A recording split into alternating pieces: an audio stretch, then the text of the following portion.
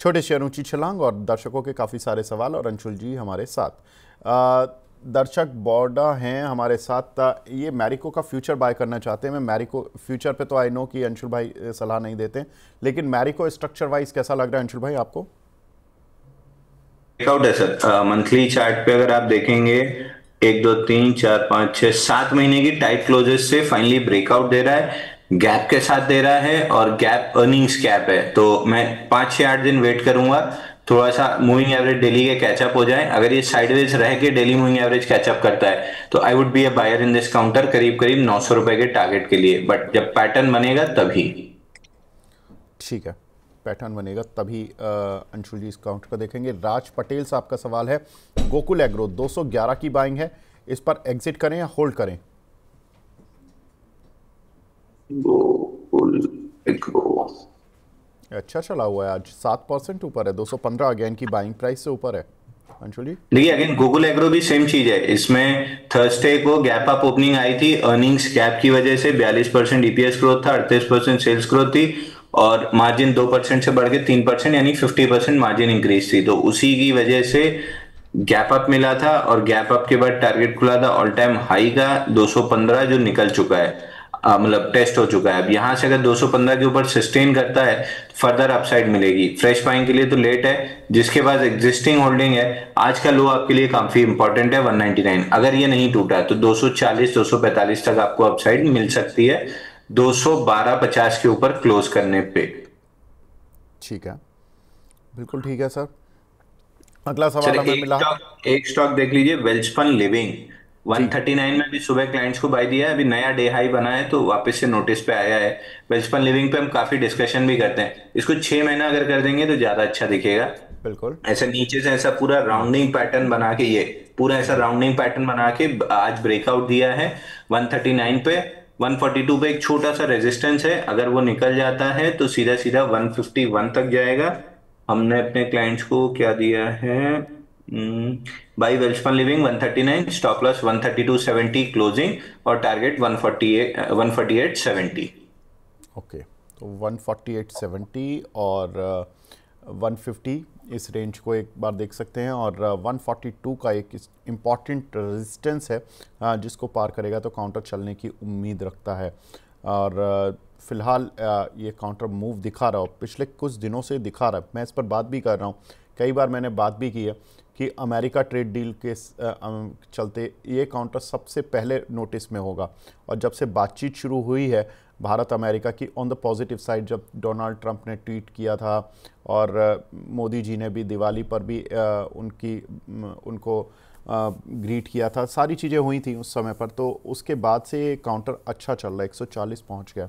ठीक है अंशुल भाई, इस काउंटर पर नोटिस रखेंगे। एक सवाल है राजन पांडे जी का, ट्रांसलेट लाइटिंग में एवरेज प्राइस क्या रखना होगा? ये अभी 11% नुकसान पर चल रहे हैं। ट्रांसफर लाइटिंग अभी तो नहीं अच्छा लग रहा है सर। ये 738 के नीचे, हमने बताया भी था कि 738 के नीचे 606 रुपए तक आएगा, जो टेस्ट हो चुका है 10 नवंबर को। अब उसी कैंडल के अंदर, 10 नवंबर की कैंडल के अंदर ही पूरा काम हो रहा है। फिलहाल तो कोई भी ट्रेड इसमें नहीं बन रहा है। 738 के नीचे ट्रेलिंग स्टॉप लॉस हिट हुआ था लॉन्ग्स का प्रॉफिट बुकिंग में, उसके बाद नीचे आया है। जब तक 807 के ऊपर नहीं निकलता है, इस स्टॉक में बाइंग करना बहुत बड़ी गलती साबित हो सकती है, क्योंकि अगर ये इसी तरीके से मूविंग एवरेज रेस्पेक्ट करता रहा तो नीचे गैप है 582 पे और ओवरलैपिंग डिफेंस है 525 पे, ये दोनों लेवल भी टेस्ट कर सकता है 606 टूटने के बाद। मैं इस स्टॉक में 807 के बाद ही इंटरेस्टेड रहूंगा। 806 90 प्रिसाइस लेवल है। ठीक है, संदीप सिंह जी हैं, शक्ति पंप पर पूछ रहे हैं, 1005 रुपये की बाइंग है इनकी और करंटली 710 रुपये पर चल रहा है। ये बोल रहे हैं कि सर करीब करीब 300 रुपये का नुकसान हो रहा है शक्ति पंप पे, अभी क्या करें? तो देखिए, पहला काम तो आप ये कीजिए कि आप क्वांटिटी कैलकुलेटर, रिस्क मैनेजमेंट, इन चीजों को सीखिए, ताकि किसी एक स्टॉक आपको ना करोड़पति करोड़पति तो नहीं बनाएगा, एटलीस्ट आपका कैपिटल आधा ना कर दे। तो इस चीज से बचिए। शक्ति पंप में अर्निंग्स की वजह से गैप डाउन आया था 10 नवंबर को, उसका लो है 709.75। 709.75 टूटा तो स्टॉक में लंबी अनवाइंडिंग आना स्टार्ट होगी और ये लंबी अनवाइंडिंग इस स्टॉक को बेयर मिनिमम लेके जाएगी 653। और हाँ फिलहाल 653 पकड़िए, उसके बाद देखेंगे क्या करता है। तो अगर 10 नवंबर अर्निंग्स कैप का लो 709.75 टूटा तो 653.60 खुलेगा। ठीक है। चेतन गोयल जी हैं, ये पूछ रहे हैं वन मोबीक्विक बाय किया हुआ है इन्होंने 294 का, होल्ड करें या एग्जिट? सर एक बार स्टॉक का नाम रिपीट कर दीजिए। मोबीक्विक। मोबीक्विक। तो एक मोबीक्विक और एक पारादीप, आपको याद होगा बार बार हम इस पे इंडिकेशन देख रहे थे कि कहीं ना कहीं कोई डंपिंग एक्टिविटी चल रही है बाय इंस्टीट्यूशंस। ऊपर अच्छा मूव आया था, उसके बाद से जब 287 टूटा तो क्लियर डंपिंग आना स्टार्ट हुई मोबीक्विक में, जिसका पहला टारगेट करीब करीब 229 है, अभी 225 चल रहा है। और सेम इज विद पारादीप, इसमें भी कंप्लीट डंपिंग एक्टिविटी 196 पे जो कंफर्म हुई थी, 155 का ऑलमोस्ट टारगेट कंप्लीट किया और उसके नीचे जा सकता है। तो ये दोनों स्टॉक से थोड़ा सा दूरी बनाएंगे तो ज्यादा अच्छा रहेगा। ठीक है। आर के अग्रवाल साहब पूछ रहे हैं पावर मैक का, इन्होंने 2950 रुपये का लिया हुआ है, इस काउंटर पर आपकी राय? Power mech. पावर बैंक में सर हमने डिस्कस किया था कि 2985 पे ब्रेकआउट फेल हुआ है, 2449 आएगा। इसने लो बनाया है पोस्ट अर्निंग्स 2258। अब वापस से 2449 रिक्लेम करने की कोशिश कर रहा है। तो अगर 2-4 दिन इसके ऊपर टिक जाता है तो एक डेड कैट बाउंस 2673 और 2800 की जोन तक आ सकती है। 2-4 दिन रुक जाइए, अगर 2449 टिका ले गया तो बाउंस बैक कंफर्म हो जाएगी। ठीक है। अनिल लोहान जी का सवाल है वेलेंसिया इंडिया, ये 23 रुपये के लिए हुए हैं, 60,000 शेयर। अंशुल भाई ये नाम थोड़ा सा, वेलेंसिया इंडिया, वेलेंसिया न्यूट्रिशन। हाँ वेलेंसिया ये इंडिया। 23 रुपये 80 पैसे वाला, बिल्कुल ठीक यही वाला शेयर है। और ये इन्होंने 23 रुपये के लिए हुए हैं, 60,000 शेयर 2 महीने के लिए। अब लोहान साहब आपने लिया तो है, लेकिन ऐसे काउंटर अक्सर जो लोग लेते हैं ना, उनको खुद स्टोरी पता होती है। अब अचानक से आप जैसे पूछ रहे हैं तो हमें भी थोड़ा देखना पड़ेगा। हॉस्पिटलिटी सेक्टर की है कंपनी। अब इसका थोड़ा सा फंडामेंटल वैल्यूएशन वाइज अंशुल भाई ठीक है, ये 16.5 के पी मल्टीपल पर चल रहा है, जबकि बाकी इसकी जो पीयर ग्रुप कंपनीज़ हैं वो 30, 35, 50 के पी मल्टीपल पर चल रही हैं। और अर्निंग नहीं है, अर्निंग खास नहीं है, ये थोड़ा प्रॉब्लम है इस कंपनी में। बताओ अंशुल भाई कैसा लग रहा है चार्ट पर?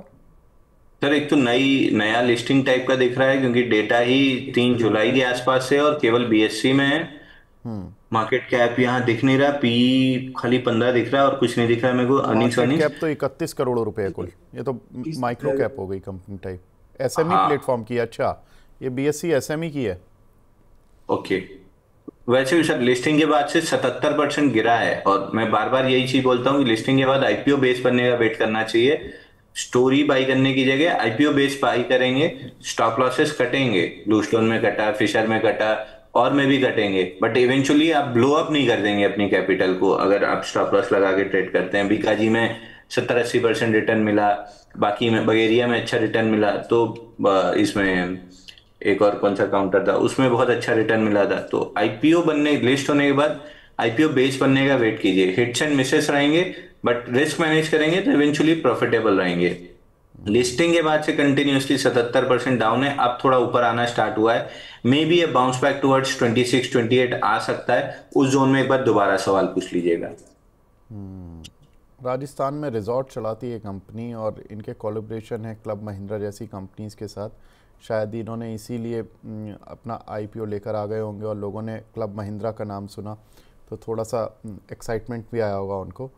और ठीक है, बुक वैल्यू 43 रुपये है, लेकिन ऐसी कंपनीज़ को थोड़ा सा डीपली पढ़ना पड़ता है तब भी, और ख़बरों पर इनके बहुत ज़्यादा ट्रैकिंग रखनी पड़ती है, तभी इन कंपनीज़ में पैसा बनता है, वरना तो बिगड़ने के चांसेस ज़्यादा हो जाते हैं। तो थोड़ा सा सर कॉशियस ज़रूर देख लें, रहकर चलें फंडामेंटली, मतलब फंडामेंटल आपको इन कंपनियों के चार्ट से ज़्यादा फंडामेंटल वर्क करते हैं, खबरें वर्क करती हैं ख़ास तौर से इन पर, तो वो थोड़ा सा आपको ट्रैकिंग रखना थोड़ा सा ज़्यादा ज़रूरी होगा। चलिए आगे बढ़ते हैं।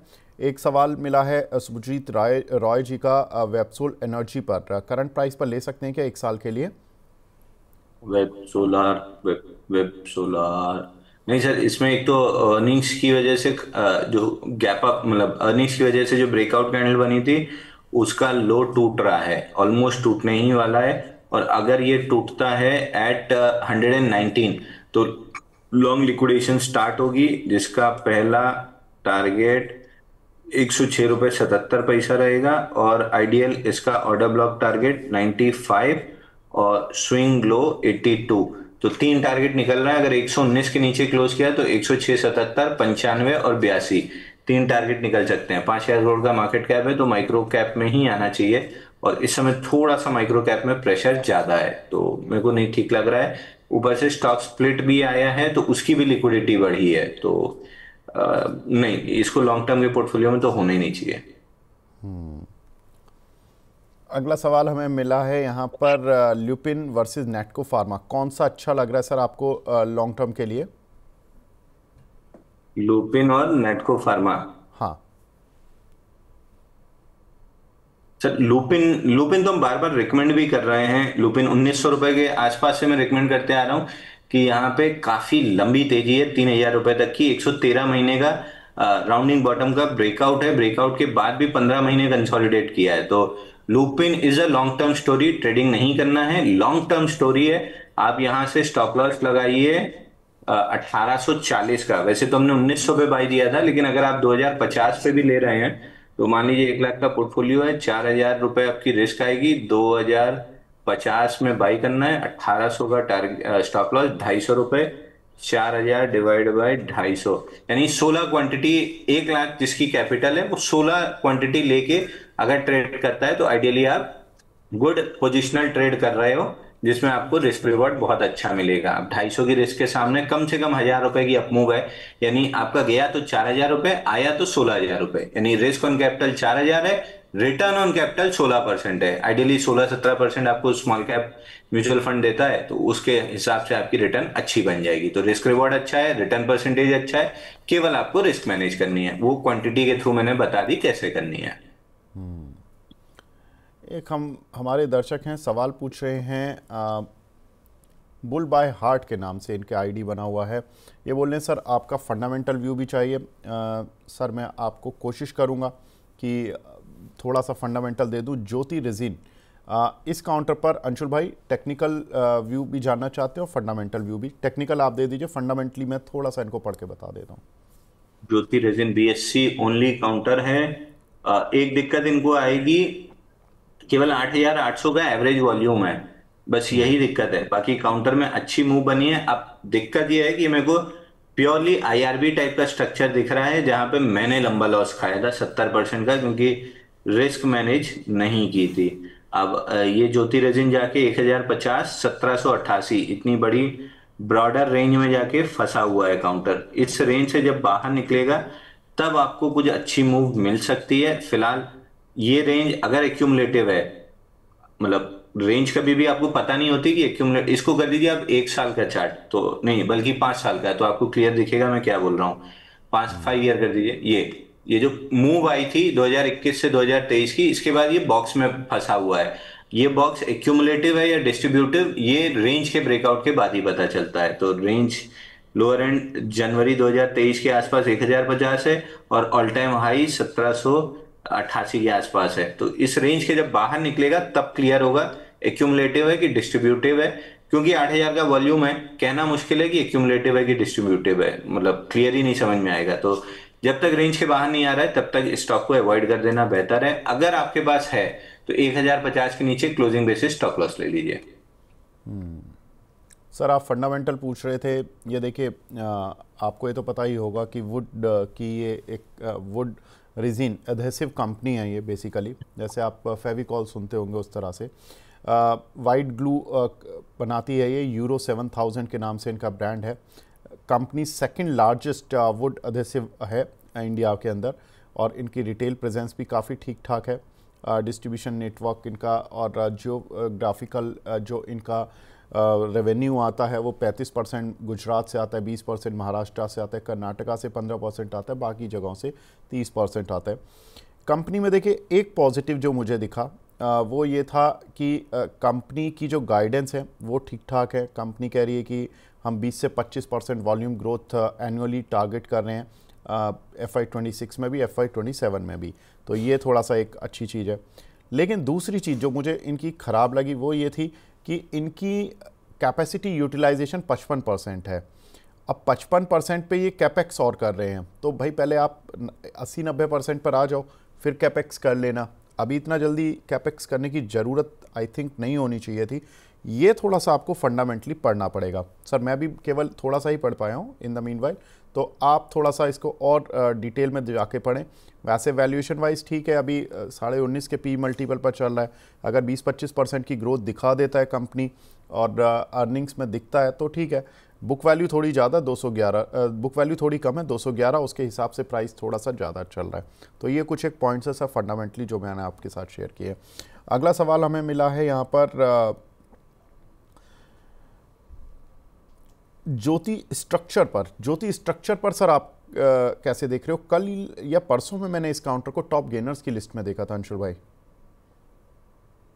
सर एक चीज उस पर ऐड कर दूंगा ज्योति रेजिन वाले में, कि जैसे कैपेक्स है, और ये स्टोरी सुनने में बहुत अच्छी लगती है क्योंकि एग्जैक्टली यही, मतलब अपने लिए तो मैं कह ही सकता हूँ कि महामूर्खता मैंने की थी कि आईआरबी में जब ब्रेकआउट आया था तो मैं उस स्टोरी पे ज्यादा बिलीव कर लिया था कि वो भारतमाला प्रोजेक्ट और ये वो फलाना ढिकाना, अपना स्टॉप लॉस हटा दिया था कि नहीं तो चल ही जाएगा, और 70% लॉस में बेचा था। तो स्टोरी पे बिलीव कीजिए, बट चार्ट पे जब तक वो चीज क्लियरली दिखे ना कि हाँ दोनों चीजें अलाइंड है, तब तक चार्ट पे ज्यादा भरोसा कीजिएगा। 1050 का सपोर्ट है, 1050 या 1000 रुपए जो भी आपको कंफर्टेबल हो। स्टॉप लॉस जरूर लगाइएगा, क्योंकि अगर स्टोरी अच्छी है और वर्कआउट करती है तो नेचुरल है कि ब्रेकआउट ही आएगा और ऊपर ही जाएगा स्टॉक। तो अगर और स्टोरी कहीं बिगड़ी तो आपको पता जब तक चलेगी तब तक वो 600-500 रुपए खड़ा होगा 1050 का स्टॉप लॉस काट के। तो बेटर है कि स्टोरी बाई कर रहे हैं तो स्टोरी बाई कीजिए, लेकिन स्टॉप लॉस और रिस्क मैनेजमेंट चार्ट के हिसाब से कीजिए। जो गलती मैंने आईआरबी में की थी आप मत कीजिएगा। आप आ जाए ज्योति स्ट्रक्चर पे, तो आप बिल्कुल सही कह रहे हैं। कल ही ये टॉप गेनर्स की सूची में था, 11% चला था, 33 मिलियन का वॉल्यूम था, 344% वॉल्यूम राइज था। साथ में इसमें जो फॉल थी वहां से रिवर्सल मारा है अर्निंग्स की वजह से। 43% EPS growth, sorry 13% EPS growth और 40% सेल्स ग्रोथ। अर्निंग्स आई थी 12 नवंबर को, वहां से रिएक्शन आना स्टार्ट हुआ है। तो मैं इसको केवल और केवल डेड कैट बाउंस की तरह गिन रहा हूं, क्योंकि वीकली चार्ट पे 52 हफ्ते में 72% करेक्ट हुआ है और उसका भी कोई पुल बैक नहीं आया है। तो पुल बैक समवेयर अराउंड आप पकड़ के चलो 16-16.5 रुपए तक आ सकता है, बट मैं बायर नहीं रहूंगा क्योंकि ओवरहेड सप्लाई बहुत ज्यादा है। 72% गिरना मतलब लगभग सभी लोग जो लॉन्ग है वो फंसे हुए हैं। तो पुल बैक्स में उनकी एवरेज सेलिंग और एवरेज कॉस्ट या उस टाइप का वीवैप कॉस्ट आता है तो लोग बेचते हैं। तो इसमें ओवरहेड सप्लाई बहुत ज्यादा है, मैं बाउंस बैक नहीं प्ले करूंगा। ठीक है, बिल्कुल ठीक है सर। अब अगला सवाल हमें मिला है तृप्ता अहलुवालिया जी का, पीआई इंडस्ट्रीज पर। ये आपकी बड़ी फैन है सर, क्या करें इसमें? पीआई इंडस्ट्री ये भी वही एडहेसिव टाइप की कंपनी है। सर 3478 नहीं टूटना चाहिए। अगर ये टूट गया, वैसे अर्निंग्स का डिसअपॉइंटमेंट था, 5.5% ब्रेकडाउन था, 1.2 मिलियन पे 543% वॉल्यूम राइज था 12 नवंबर को। अब जो मेजर स्विंग लो है 3478 उसके आसपास खड़ा है। अगर इसके नीचे क्लोज किया, मंथली चार्ट पे एक ब्रेकडाउन बन जाएगा इनसाइड बार का, और ब्रेकआउट फेल करके ब्रेकडाउन अगर देता है तो बहुत तेजी से फिर नीचे आता है लिक्विडेशन में। 2943 का टारगेट खुलेगा। मैं अभी स्टॉक को तो नहीं ले रहा, और बल्कि जिनके पास है 3460 का क्लोजिंग बेसिस स्टॉप लॉस जरूर ले लीजिए। इनका सुपर चैट पे भी सवाल है सर, कजारिया टाइल्स जो इनका बाय प्राइस है उसमें 1250 रुपये का है, और नवकार कॉर्प इसमें 126 रुपये का है। एक में 12% का लॉस हो रहा है, दूसरे में 14% का लॉस हो रहा है। इनमें से किसी को एवरेज कर सकते हैं क्या? देखिए नवकार कॉर्प तो मल्टीपल टाइम डिस्कस किए थे, और मेरे ख्याल से इन्हीं के सवाल हर बार रहे हैं। नवकार कॉर्प में सेम अभी तक मार्किंग है। 28 जुलाई को वीकली कैंडल पे हाई बना था 140, लो बना था 117। इसको हमने उस समय भी क्लियर सजेशन दिया था कि 140 निकले तो ही बाई करना है, जैसे अभी ज्योति रेजिन के लिए हम बात कर रहे हैं। 140 निकले तो बाई करना है, और 117 टूटे तो आपको एग्जिट कर देना है। एग्जिस्टिंग लॉन्ग से भी 103 का पहला टारगेट रहेगा और 88 का दूसरा टारगेट रहेगा नवकार कॉर्प में। तो ये तो स्टॉक एक्सट्रीमली वीक लग रहा है। दूसरा स्टॉक कौन सा था सर इनका? कजारिया। कजारिया, ये 1250 कजारिया रुपए का लिया हुआ है जी। सेम सेम कजारिया में भी था। 4 अगस्त को बड़ी कैंडल बनी थी जिसका हाई 1309 था, लो 1140 था। बिफोर लास्ट वीक इसने लो तोड़ा लास्ट वीक, और पुल बैक लेके उसी 1140 को रिजेक्ट किया, और करंट वीक में ऑलमोस्ट ओपन हाई के साथ 1140 ही है। तो इसमें अगर बनी वर्टिकल डाउन मूव जिसकी उम्मीद काफी हाई है, तो 996 पहला टारगेट रहेगा। पहला रहेगा, आखिरी नहीं बोल रहा हूं, पहला ही टारगेट 996 का रहेगा। ठीक है, अगला सवाल हमें मिला है सबीर अली जी का। ये पूछ रहे हैं कि सर एरिस इंफ्रास इन्होंने बाय किए हुए हैं, इस पर आपका व्यू क्या रहेगा? सर 155 में हमने अपने क्लाइंट्स को लॉन्ग टर्म रिकमेंड किया है 135 के स्टॉप लॉस से। ऑल टाइम हाई 208 और 240 का टारगेट है। टाइम फ्रेम लगभग 1.5 साल का दिया है। तो और क्वांटिटी कैलकुलेटर भी कल आप ही के शो पे मैंने बताया था, कल या फ्राइडे को, कि क्वांटिटी कैसे 4% रिस्क लेनी है और इन्वेस्टमेंट पोजीशन उस हिसाब से क्वांटिटी कैलकुलेट करनी है। तो 4% रिस्क लीजिए अपनी कैपिटल का, मिला तो 16-17%, गया तो आपके कैपिटल से तो 4% जाएगा। जी बिल्कुल, 153 रुपये का लिया हुआ है इन्होंने, तो एक अभी सौ तो ऊपर ही तिरपन एक चल सौ रही। पचपन की जोन में रिकमेंड किया था। हाँ, तो वहीं का लिया हुआ है, कोई दिक्कत नहीं है सर। ठीक है, अगला सवाल बड़ा इंटरेस्टिंग मिला है अंशुल भाई, श्रवण सिंह जी का। इन्होंने बोला है कि अंशुल सर, जब आप बोलते हैं कि ATR एक्सटेंशन कैंडल विजिबल थी, and is it 3 times candle range और 2 टाइम्स ऑल्सो, जब बाइंग क्लाइमैक्स कंफर्म होता है वो कैसे पता चलता है अंशुल भाई? सर उसका एक सिंपल तरीका है कि कोई भी स्टॉक आप देखिए जो ऑल टाइम हाई से 60-70% गिरा हुआ है, mid cap small cap micro cap category में, उसके चार्ट को उठा के स्टडी करना स्टार्ट कीजिए कि टॉप के पास क्या कर रहा था। टॉप के पास आपको तीन ही चीज मिलेगी, या तो vertical up move highest volume पे जहां पे रिटेल बाई करता है और इंस्टीट्यूशन को माल छोड़ना आसान हो जाता है। कंफर्म बाइंग क्लाइमेक्स कभी भी ऑल टाइम हाई पे नहीं होता है, वहां से 10-15% गिरने के बाद ही होता है। इसीलिए स्टॉप लॉसेस मैंडेटरी होते हैं। और एटीआर एक्सटेंशन तो आप ट्रेडिंग व्यू में कोड करके रख सकते हो कि 50 डे मूविंग एवरेज पे आप एटीआर 14 को 10 से मल्टीप्लाई करके ऐड कर दो, तो जैसे ही वो हाई उसको टच करे वो एटीआर एक्सटेंशन क्लियरली दिखने लगेगा। अब कोड आपने सही किया है कि गलत, ये आपको जानने के लिए एक एग्जांपल चाहिए होगा, तो बीएससी में आप देख लेना 6 जून 6 जून 9 जून और 10 जून 2025 को था। अभी मेरे को एक ही नाम याद आ रहा है, था तो मल्टीपल में लेकिन अभी मेरे को एक ही नाम याद आ रहा है एग्जांपल के लिए। बीएससी में आप देखो वहां से जून में बनी थी और इसने 3000 के आसपास बनी थी। इसने लो बनाया है 2038 का, यानी 30% करेक्शन, फिर वापस ऊपर आया है। तो ये 30% ड्रॉ डाउन करेक्शन, इन सब से बचने का तरीका यही होता है, सिंपली एटीआर एक्सटेंशन दिखना स्टार्ट करे तो अपना ट्रेलिंग स्टॉप लॉस एकदम टाइट कर लीजिए, जिस पे दिन रिवर्सल आएगा आप एग्जिट कर लेंगे। एक हमारे दर्शक हैं नवीन जी, इनका सवाल है सर, 1500 शेयर हैं L&T फाइनेंस के 142 रुपये पर, एडवाइस करें कि सर इसमें से 500 बेच दूं क्या और बाय कर लूं अदानी एनर्जी सॉल्यूशन को, या अभी वेट करूं 400 रुपये जाने का L&T फाइनेंस का? अंशुल भाई, बड़ा इंटरेस्टिंग सवाल है ये। मतलब देखो, L&T फाइनेंस आप कब से बोल रहे हो और ये काउंटर अच्छा रिटर्न दे चुका है। आप मुझे याद दिला सकते हो अंशुल भाई कि आपने फर्स्ट टाइम इसको कितने रुपए पर दिया था? सर इसको हमने एग्जैक्टली वीकली चार्ट पे बता दे रहा हूं आपको, जब ब्रेकआउट बना था जून में रिकमेंड करना स्टार्ट किया था। जून में जब ये 175-180 के ऊपर आके क्लोज किया था तो प्रीएम्प्टिव बाई करना स्टार्ट किया था, और फिर ब्रेकआउट हमने बाई किया था 182 के ऊपर। तो वहां से लगभग लगभग हाई बन चुका है 308 रुपए का। तो ऑलमोस्ट आपको 50% रिटर्न तो मिल ही चुका है, 50% के आसपास। तो अब देखो, अच्छा इन्होंने और स्मार्ट बाइंग की हुई है 142 रुपए की, और बहुत ही अच्छा सवाल है, मतलब पैसा डबल कर चुके हैं। अब ये बोल रहे हैं कि अब अगर उस पैसे का भी पार्शियल पैसा ये L&T फाइनेंस में कट करके अदानी एनर्जी सॉल्यूशन में डाल दें, ये ठीक है ऑप्शन? तो देखिए, मैं आपको एक एग्जांपल अपना कोट कर देता हूँ कि मैंने क्या किया है। मैंने हाईटेक पाइप लिया था अपना ट्रेलिंग स्टॉप लॉस में, जब मेरा पूरा प्रॉफिट बुकिंग हुआ तो मैंने पूरा माल नहीं बेचा था, मैंने अपनी कैपिटल बाहर निकाली थी और प्रॉफिट का माल छोड़ दिया था, क्योंकि हाईटेक पाइप को जाना 200 रुपए है। तो मैं अपनी प्रॉफिट का माल एक्यूमुलेट करता जाता हूं, जब नया ब्रेकआउट बनेगा फिर वापस से भर लूंगा। तो इस तरीके से ना आप हमेशा पोजीशन में रहते हो कि अगर नया ब्रेकआउट नहीं बाई कर पाए या उस समय किसी और स्टॉक में फंसे हैं, कुछ और कर रहे हैं, तो एटलीस्ट मूव छूटेगी नहीं, आपके पास प्रॉफिट का माल है और आपकी प्रॉफिट ही डबल ट्रिपल होती रहेगी। तो इस टाइप से ट्रेड कीजिए कि प्रॉफिट जो हो रही है उतने का माल छोड़ दीजिए, अपनी कैपिटल निकाल के कहीं और शिफ्ट कर लीजिए। एमएनएम में ब्रेकआउट है, श्रीराम फिन में ब्रेकआउट है, मैं एमएनएम प्ले करना इस समय एमएनएम फिन प्ले करना ज्यादा पसंद करूंगा। धीरे धीरे करके वो स्टॉक भी आपको लंबी मूव दे सकता है, ब्रेकआउट के आसपास झूल रहा है।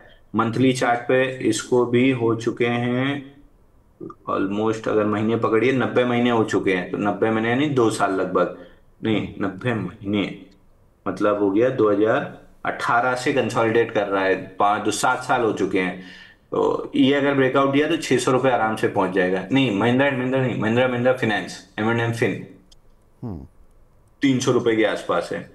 जी, एम&एम इसको फाइनेंस आप का चार्ट दिखा दीजिए प्लीज। एम तीन सौ फिन चौदह इसको वाला, आप 5 साल कर देंगे, 5 साल कर देंगे तो आपको ज्यादा अच्छा दिखेगा। 5 ईयर कर देंगे। ये देखिए पूरा, अच्छा राइट साइड नहीं आया, ये नीचे से ऊपर जाए आया ना, ये कब कंप्लीट किया है, और ये साइडवेज जो बन रहा है ये हैंडल बन रहा है, यानी 2023 मिड से हैंडल बनाना स्टार्ट किया है। 2021 से 2023 मिड तक की जो मूव है ये ऐसे कब कंप्लीट करने ऊपर आया था, तो कब हैंडल कंप्लीट हुआ है मंथली पे, 90 महीने का बेस ब्रेकआउट है, अगर चला तो 600 रुपए से कम तो नहीं देगा। ठीक है। अगला सवाल हमें मिला है साइंट पर ललित जी का, ये बोल रहे हैं सर 1282 की बाइंग है, एवरेज करूं या स्टॉप लॉस कटवा लूं? कौन सा सर स्टॉक? साइंट। सी वाई एन। देखिए, अगर ट्रेडिंग कर रहे हैं तो स्टॉप लॉस के नीचे निकलना है आपको। सरवाइव अगर करना है तो फिर आपको स्टॉप लॉसेस अपने रेस्पेक्ट करने होंगे, और स्टॉप लॉस आदमी तब रेस्पेक्ट नहीं करता जब अनाप शनाप पोजीशन लेता है। इसलिए मैं बार बार बोल रहा हूँ 1% अपनी रिस्क कैलकुलेट कीजिए। आपको पहले से पता होगा कि 1 लाख की कैपिटल पे मेरा 1,000 का लॉस होगा। इतनी बार दिमाग में चल जाता है ना कि जब 1,000 का लॉस होता है आपको दिक्कत नहीं होती, आप निकल चुके होते हो, वो इमोशन आप बर्न डाउन कर चुके होते हो। तो जैसे ही 1100 के नीचे क्लोज करेगा स्टॉक में एक ब्रेकडाउन बन जाएगा। मेरे को लग नहीं रहा कि करेगा, बट अगर करता है तो फिर ब्रेकडाउन बन जाएगा, तो 1100 का स्टॉप लॉस जरूर लीजिए। साईं प्रवीण जी का सवाल है, एसोसिएटेड अल्कोहल 1010 रुपए के लिए हुए हैं, एवरेज कर सर सकते हैं निफ्टी क्या? पे आपने बोला था बाई बने तो बता दीजिएगा। हाँ, निफ्टी पे बाई बन रहा है, दे रहा हूं, नीचे डे लो का स्टॉप लॉस होना चाहिए। ओके। मतलब गया तो 50 रुपए और आया तो यहाँ से मान के चलिए 26,104 आएगा, तो तो 160 अपने पॉइंट करीब हिसाब हो गया। से, हाँ तो अपने हिसाब से देख के बाई कर लीजिए। हम लोग बाई दे रहे हैं क्लाइंट्स को। चलिए, बहुत बढ़िया। भाई जो दर्शक देख रहे हैं और इंडेक्स में ट्रेड करना चाहते हैं उनके लिए राय कि आज का डे लो निफ्टी पर अंशुल जी की राय है कि यहाँ पर बाय कर चलना है निफ्टी को। एक बार बाय की मोहर लगा दीजिए निफ्टी 50 पर, ताकि सभी दर्शकों को जो देख पा रहे हैं वो उनको समझ आ जाए। यहाँ पर बाय कर चलना है निफ्टी को, और 26,104 रुपये का टारगेट, और जो नीचे का स्टॉप लॉस रहेगा वो आज का डे लो। तो ये निफ्टी पर राय है अंशुल जी की साइट से। अंशुल जी, लिख दिया मैसेज अपने क्लाइंट्स को? हाँ सर, बाई दे दिया है। 25,960 में बाई, 25,900 का स्टॉप लॉस, 26,120 का टारगेट। ठीक है सर। मगर अच्छा, स्टॉप लॉस जरूर मेंटेन कीजिएगा इंडेक्स में। बिल्कुल ठीक है। अंशुल भाई, साईं प्रवीण जी का सवाल, एसोसिएटेड अल्कोहल 1010 रुपये के लिए हुए हैं इन्होंने, और 962 चल रहा है, पूछ रहे हैं कि एवरेज कर लें क्या? सर अर्निंग्स का गैप डाउन आया था 10 नवंबर को, अभी फिलहाल 813 रुपए आते हुए दिख रहा है। स्टॉक नहीं संभल पाया ये गैप डाउन के बाद, 813 तक लिक्विडेशन आ सकता है। ये इकलौता स्टॉक है जो अगेंस्ट द ट्रेंड चला है, ये और एसटीबीएल अगेंस्ट द ट्रेंड चले हैं। तो यूनाइटेड स्पिरिट पे ज्यादा फोकस कीजिए, वहां इन्वेस्टिंग में लंबा पैसा बनेगा। बाकी स्टॉक जब डेवलप होंगे मिड कैप स्मॉल कैप में तब हम डिस्कस करेंगे। ठीक है। एक हमारे दर्शक हैं त्याग रंजन जी, ये पूछ रहे हैं एवीएल आदित्य विजन लिमिटेड इसमें पूछ रहे हैं कि सर कप एंड हैंडल का पैटर्न बन रहा है क्या, इन्होंने 564 रुपये पर लिए हुए हैं। सर इसको मैक्स कर दीजिए एक बार चार्ट को, मैं आपको बताता हूँ। कप एंड हैंडल बना है, लेकिन इसको कप एंड हैंडल बोलने से ज्यादा आईपीओ बेस ब्रेकआउट बोला जाएगा। इसमें आईपीओ बेस ब्रेकआउट 526 पे आया था, ऊपर हाई बनाया 587, फिर 526 रिटेस्ट करके नया हाई बना था 598, लेकिन स्वीप हुआ है। तो 582 के लेवल को मानेंगे कि स्वीप कर दिया है। लॉन्ग लिक्विडेशन का पहला टारगेट था 525 जो आ गया है, उसके नीचे चल रहा है और बेस के आसपास चल रहा है, ब्रेकआउट के आसपास। अगर यहाँ कोई बुलिश एविडेंस बना तो बायर रहेंगे, अगर नहीं बना तो जैसे ब्लू स्टोन में वर्टिकल डाउन मूव आ गई आईपीओ बेस फेल होने के बाद, इसमें 446 तक की वर्टिकल डाउन मूव आ सकती है। तो यहाँ बाई नहीं करना है, वेट एंड वॉच रखिए। वीकली पे कोई रिवर्सल बने तो जरूर बाई करके चलिए। ठीक है सर। अश्वनी स्वामी जी बोल रहे हैं सर माई पोर्टफोलियो, लेकिन उन्होंने माई बस यही लिखा माई पोर्टफोलियो, उसके बाद नहीं कुछ लिखा। वेल्सपन लिविंग पर मनमोहन जी पूछ रहे हैं सर क्या व्यू है। सर वो दे चुके हैं अंशुल जी, 148 से 50 के बीच का टारगेट है। और अगला सवाल हमें इनका ले लेता हूँ मैं, केपीआर मिल पर। सर केपीआर मिल पर अपना व्यू दे दीजिए, ये भी टेक्सटाइल की कंपनी है। केपीआर मिल, इसमें एफआईआई की ठीक ठाक होल्डिंग है, अच्छी खासी होल्डिंग है और स्टॉक कंसोलिडेशन में। आप देखिए, इसलिए मैं बोलता हूँ थोड़ा एफआईआई का कुशन मिल जाता है ना। करेक्शन को देखिए, जो ये फूफा जी वाला करेक्शन आया था, उसमें जिन जिन स्टॉक्स में एफआईआई होल्डिंग रही, ये कपड़े वाले में, वो सारे स्टॉक बहुत कम गिरे हैं। और जब चलने पे आएंगे तो ये सबसे पहले ऑल टाइम हाई बनाएंगे। अगर आपके पास है 956 के स्टॉप लॉस से शांति से पकड़े रहिए, 1500 रुपए मिलने की पूरी पूरी उम्मीद है। अगर स्टॉप लॉस, ये ट्रेलिंग स्टॉप लॉस है, अगर ये ट्रेलिंग स्टॉप लॉस नहीं कटा तो।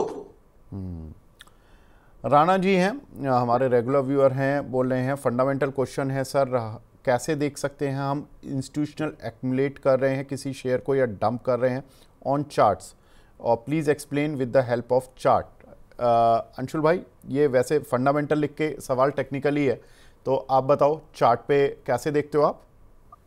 सर दो ही चीज देखनी है, मतलब एक तो वॉल्यूम अच्छा खासा हो, मतलब अगर 3x ऑफ एवरेज वॉल्यूम बोलूं तो अभी जो ज्योति रेजिन हमने डिस्कस किया था 8000 शेयर का एवरेज वॉल्यूम है, तो जिस दिन 24,000 शेयर हो गया तो 3x ऑफ वॉल्यूम हो गया। तो उसको मैं इंस्टीट्यूशन नहीं मानता हूं, क्योंकि एवरेज वॉल्यूम भी कम से कम एक आध लाख का एवरेज वॉल्यूम माइक्रो कैप में होना चाहिए। तो अगर 1 लाख का एवरेज वॉल्यूम है, 50 डे एवरेज वॉल्यूम, मतलब 19-20 अपने हिसाब से मैनेज कर लीजिए। कभी 75,000 भी अच्छा हो जाता है, कभी 1.25 लाख भी खराब होता है, but on an average 1 lakh का एवरेज वॉल्यूम होना चाहिए। मल्टीपल कैंडल्स होनी चाहिए, अप कैंडल्स, मतलब जहां खुला है वहां से ऊपर बंद हो, तो इसको बुलिश कैंडल कहेंगे। तो 1 लाख का एवरेज वॉल्यूम हो, बुलिश कैंडल हो, मतलब 4-5 बुलिश कैंडल ऐसी हो जहां पे वॉल्यूम 3x और 50 डे एवरेज वॉल्यूम हो, कम से कम 3x तो होना चाहिए, तब इसको हम इंस्टीट्यूशन एक्यूमुलेशन मानते हैं। और वीकली चार्ट पे 10 moving average about 20 moving average होना चाहिए। ये बेसिक क्राइटेरिया है, फ्रेमवर्क। इसके अंदर जैसे ये चश्मा हो गया, ये बेसिक फ्रेमवर्क हो गया, इसके अंदर आपका नंबर अलग है, मेरा नंबर अलग है, इसमें फुल फ्रेम आता है, हाफ फ्रेम आता है, सनग्लासेस आता है। तो एक ये ढांचा हो गया, अब फिर उसके अंदर शेप साइज सब चीज बदलती जाएगी, वो चार्ट पर चार्ट, चार्ट पर चार्ट बदलती जाएगी। बट बेसिक क्राइटेरिया यही है कि 2 नोज पिन होना चाहिए, कान के ऊपर ऐसे डंडी होनी चाहिए, और ये ग्लासेस होने चाहिए। बेसिक फ्रेमवर्क यही है कि 10 अबव 20 ऑन वीकली। और डेली चार्ट पे जब आप बाई कर रहे हैं तो उसके लेफ्ट पे 66 कैंडल देख लीजिए, वहां पे कम से कम 3 से 4 इंस्टीट्यूशन कैंडल होनी चाहिए। 2 तो होनी ही होनी चाहिए, 2 से जितनी ज्यादा हो more the merrier. But look back period आपका 66 डेज यानी 3 महीने का होना चाहिए। एक हमारे दर्शक हैं प्रवीण नोनीवाल जी, ये बोल रहे हैं अंशुल सर फैबटेक और एडवांस एग्रो कहाँ बाय कर सकते हैं आईपीओ हाई के लिए। एडवांस एग्रो, एक चीज और बोलूं सर, इसमें आप ट्रेडिंग व्यू पे अगर चैट जीपीटी थोड़ा बहुत आपको यूज करना आता है तो चैट जीपीटी यूज करते हुए आप ट्रेडिंग व्यू में इसको कोड भी कर सकते हो कि वही स्टॉक मुझे दिखें जिनमें इंस्टीट्यूशन एक्टिविटी हुई हो। जैसे मैंने कोड करके रखा है कि पूरे ग्रे कैंडल्स हैं, लेकिन अगर इंस्टीट्यूशन एक्टिविटी हुई है और ये बुलिश स्ट्रक्चर बना है तो वो कैंडल ब्लू दिखती हैं। तो मेरे को देखना हमेशा आसान हो जाता है कि ब्लू कैंडल दिख रही है मतलब इंटरेस्ट होना चाहिए, ग्रे कैंडल है मतलब इंटरेस्ट नहीं होना चाहिए। तो इसको थोड़ा सा अगर चैट जीपीटी का सहारा लें तो आपको आसानी हो जाएगी। अब आए एडवांस एग्रो लाइफ पे। इसमें pole and flag kind of pattern बन रहा है आईपीओ का। ब्रेकआउट बनेगा 149 के ऊपर, अगर 149 निकला तो फिर ऑल टाइम हाई इसका जो है 154, इसको सरपास करते हुए 175 तक चला जाएगा। बट लेना कब है? लेना 147.90 का एग्जैक्ट ब्रेकआउट पॉइंट है। ₹1 बफर दीजिए, 149 के ऊपर टिके तब बाई करना है, उसके पहले नहीं बाई करना है। फैबटेक में हम ₹222 पे नहीं, दूसरा था वो।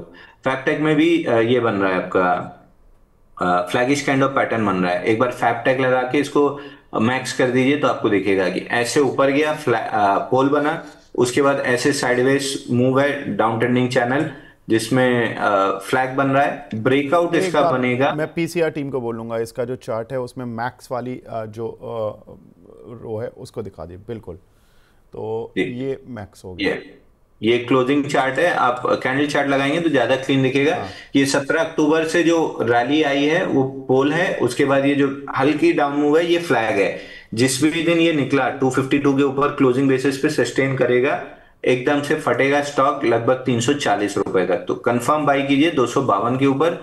प्रीएम्प्टिव बाई जो थी ये मंडे को थी, लेकिन उसके ऊपर टिकी नहीं, तो 252 अब सेकेंड टाइम प्रीएम्प्टिव नहीं करूंगा। 252 के ऊपर क्लोजिंग देता है तो फ्लैग का ब्रेकआउट कंफर्म होगा, तब मैं 340 तक के लिए प्ले करूंगा। अंशुल भाई एक चीज़ मैं बोलूं, आज आपको धन्यवाद देना चाहता हूं मैं शो से पहले।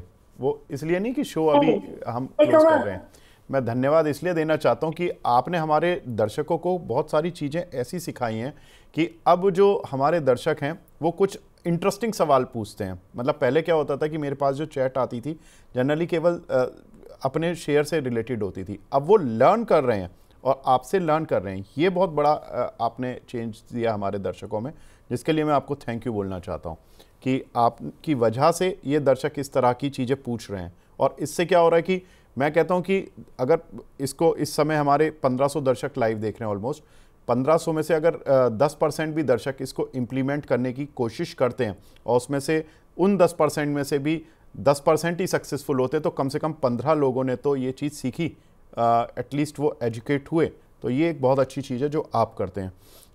अगला सवाल मैं लूँगा ग्रो ऐप पर, जो ग्रो का आईपीओ आया, माफ़ कीजिएगा, वन स्टाइल के नाम से है। इन्होंने ₹123 के कुछ शेयर लिए हुए हैं। सर इस पर अब क्या करें? इस पर रखें या पैसा बनाकर निकल लें अब? सर एक बार आपका नाम रिपीट कर दीजिए। Grow grow grow. Sir grow में 5वां दिन हो गया है। जनरली 3 to 5 डेज की अपमूव होती है। कल भी हम डिस्कस जब कर रहे थे 152 का लो था, 150 का हमने ट्रेलिंग स्टॉप लॉस डिस्कस किया था। अब नया आपका ट्रेलिंग स्टॉप लॉस होना चाहिए 179 का। 179 टूटे तो पूरी तरीके से प्रॉफिट बुक करके एग्जिट कर लीजिए। और एक बार मैं रिपीट कर देता हूं आपको, चाहे लेंसकार्ट हो चाहे ग्रो हो, मैं ये नहीं बोल रहा हूं कि ग्रो में वो होगा, लेंसकार्ट में होने की मेरे को पूरी उम्मीद दिख रही है। आप लेंसकार्ट का चार्ट लगाइए, ग्रो का लगाइए और बाजू में ओला का, साइड बाय साइड तीनों का चार्ट लगाइए। ओला भी 3 से 5 दिन बढ़ा था, पूरा पीआर और पंप एंड डंप, मतलब वो पंप वाली एक्टिविटी हुई और उसके बाद मुंह के बल जो गिरा है ना ₹110 से सीधा 42, मैक्स कर दीजिए इसको, मैक्स ऐसे चला था और उसके बाद कंटिन्यू ऐसे डाउन मूव है। वही चीज मैं देखिए स्टार्टिंग में जो एकदम ऊपर आया और उसके बाद कंटिन्यू डाउन हुआ, मैं एग्जैक्टली यही चीज लेंसकार्ट में एक्सपेक्ट कर रहा हूं। लेकिन 100 में से 80 आईपीओ में यही चीज होती है, क्योंकि आईपीओ एक्सपेंसिव वैल्यूएशन पे आता है और उसके बाद वैल्यूएशन करेक्ट होती है। तो इसीलिए मैं बोलता हूं कि 4 से 5 दिन में निकल जाना चाहिए। उसके बाद आईपीओ बेस बनने का वेट करना चाहिए। बेस बन के भी आधी चीजें फेल होती हैं, आधी चीजें ही वर्क करती हैं। बट रिस्क रिवॉर्ड अगर मैनेज कर रहे हैं तो 50% सही होके भी आप नेट प्रॉफिटेबल हो सकते हैं। आईपीओ बेस बनने का वेट कीजिए अब दोनों स्टॉक में।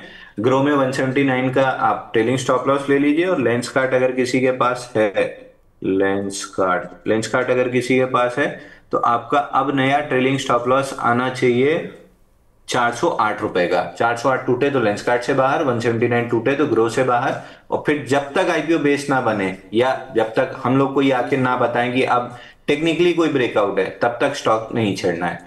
दूसरा सर, निफ्टी में रिस्क फ्री हम हो चुके हैं 26,016 पे।